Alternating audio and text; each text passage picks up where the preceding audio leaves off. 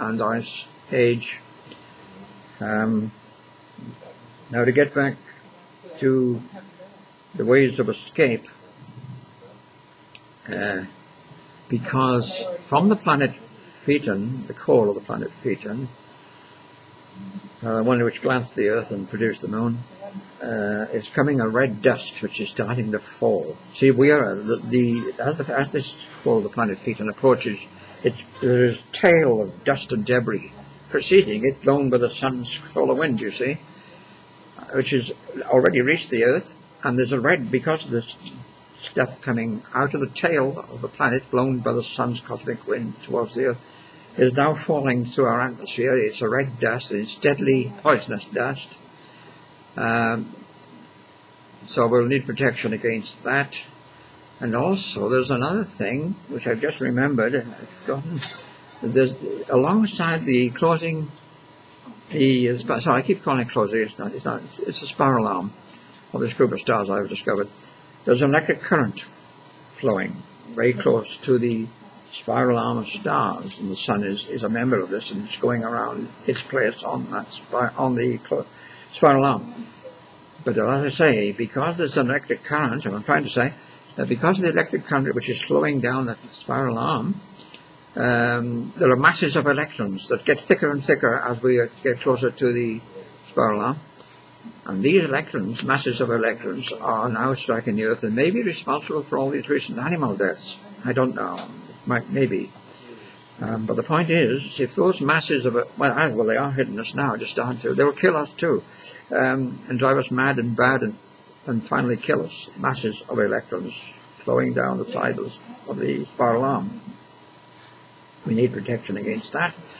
And the protection against that, I suggest, is to make special helmets which are enclosed in Faraday cages. Now remember all this, because it could save your life.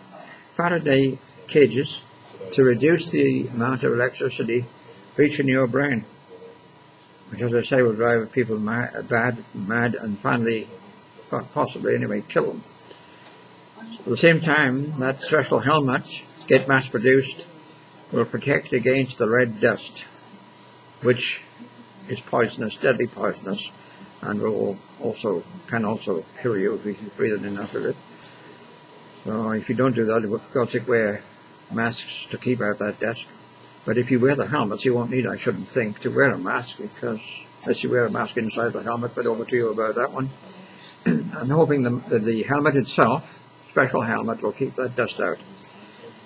So there you have it, folks. On top of the now, as the Earth turns over about certain swivel nodes, which I'm not sure, I believe, are centered on the Great Pyramid of Egypt, and also just south of the South Island, I think it's just south of Bluff Island in New Zealand, are what I call the swivel nodes. These are the points around which the Earth is going to swivel as it inverts, right?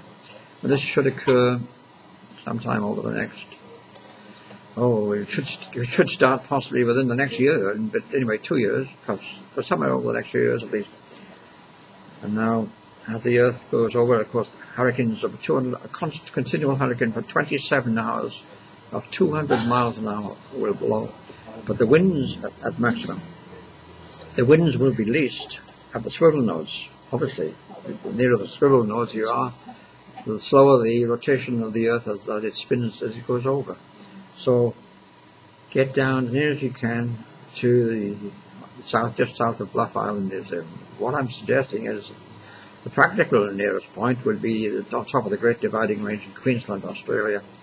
Get on top of that and to avoid a tsunami, which will be very high and very numerous. They'll be anything, I don't know what they'll be altogether, but they could be anything up to 2,000 feet high. So terrible will be the waves produced as the Earth rotates, as it spins around. The Earth will turn upside down, you see. And if it doesn't, as I say, even worse will occur when it simply falls on its side and changes the positions of the poles. Otherwise, the Earth simply would reverse the poles, which would be easier to obey. But it will produce an ice era and an ice age, followed by an ice age. So, main thing is get down that North Geographical Pole to get within the Earth to escape because of the 800 mile thick crust will protect you from falling boulders. The boulders are coming from the core of Phaeton's tail. It's full of boulders, and these will be falling onto the Earth. So the Earth will be hit by a rain of boulders, right? And the red dust. And God knows what else. The very air will catch fire. So it's going to be horrible. Now there's one possible, I remember come to mind, there's one possible way of escape, and that is to get the aliens. You've heard of the aliens, of course.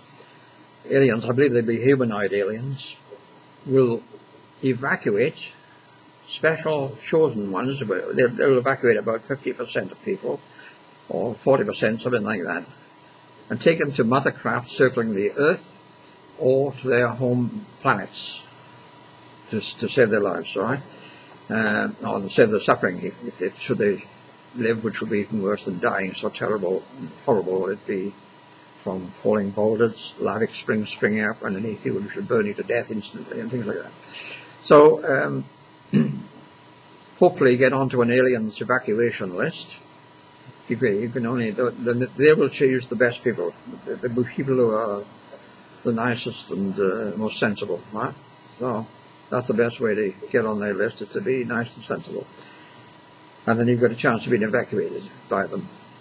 Otherwise, as I say, the chances of death are very, very high indeed. Something like 99% people, all creatures on the planet will perish horribly and terribly. So, need to get out of it, right? And as I say, I proved and confirmed this. If you want to get my article L7, read it. I proved and confirmed it. The astronomical odds and space symbol arithmetic, and I've checked and rechecked over and over again, and my figures are correct. But I advise you to read that article L7. Ask me for it if you can. And the details on it will tell you exactly what to do, if you like. But I've just given you the gist